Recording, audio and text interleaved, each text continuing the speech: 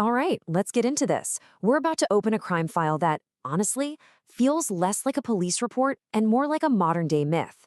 This is a wild story of corporate exile, a crew of actual ghosts, and a heist so completely over the top that the authorities basically decided it couldn't have even happened. So get this. This is the very first line from the lead detective's case file, and man, does it set the stage. We're not talking about some simple smash and grab here. We're talking about an event that just completely shattered the rules of what anyone thought was possible. And this is how it all ends. Officially, anyway. The final stamp on the file just says myth. Can you believe that? Law enforcement literally threw their hands up and declared the whole thing a legend, which leaves us with the big question, right? What in the world actually happened? To even begin to understand the myth, you have to understand the woman at the absolute center of it all.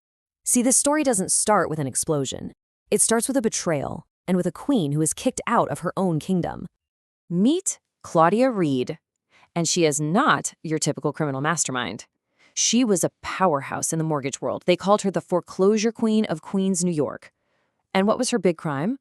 Well, she was just too good at her job at saving people's homes from the very banks that were paying her.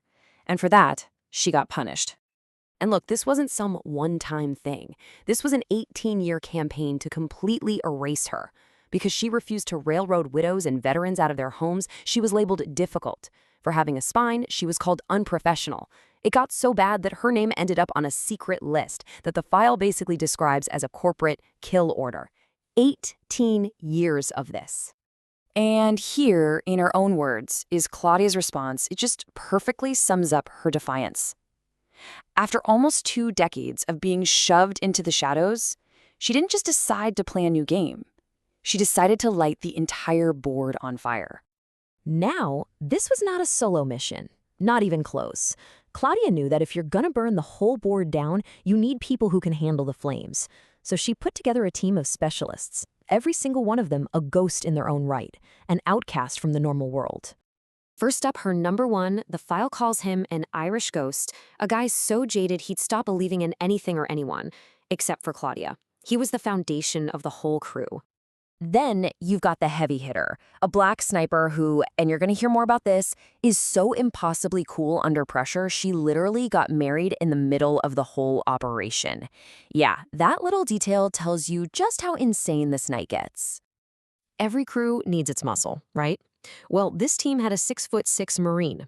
The case notes describe his methods as quiet, incredibly precise, and weirdly gentle. You also need a tech wizard. There was a Russian hacker who didn't just break through firewalls, she played with them. She turned global satellite networks into her own private prank channel. That tells you everything about their whole anti-establishment vibe. And finally, you gotta have an exit. Theirs was an Italian wheelman, and the dossier sums him up perfectly. He drives with all the smooth, undeniable class of a classic Frank Sinatra song. So the crew is all here, and that brings us to the main event, the Emerald Reckoning. And like that subtitle says, this was way more than just a heist.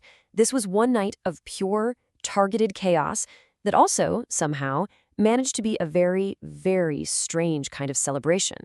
So what was the prize? The number is just, it's staggering. 42 tons of gold. But the evidence is super clear. This was never about the money. This was a message. A 42-ton solid gold statement to the entire system that threw them away. The plan itself was it was as brilliant as it was insane. They don't just rob a place. They crash a billionaire's gala. They hold a wedding right in the middle of all the chaos.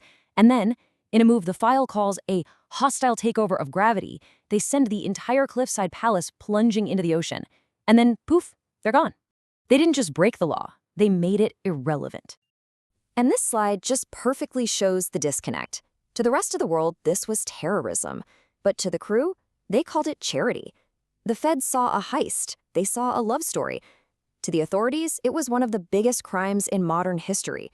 To them, it was just another Tuesday.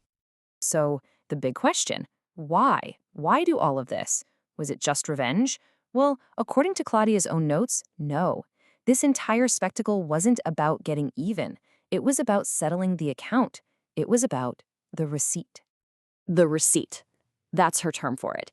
And it's the ultimate proof of purchase. It's the hard evidence that when a system tries to bury you for doing the right thing, for standing on business, you do not have to just lie down and take it.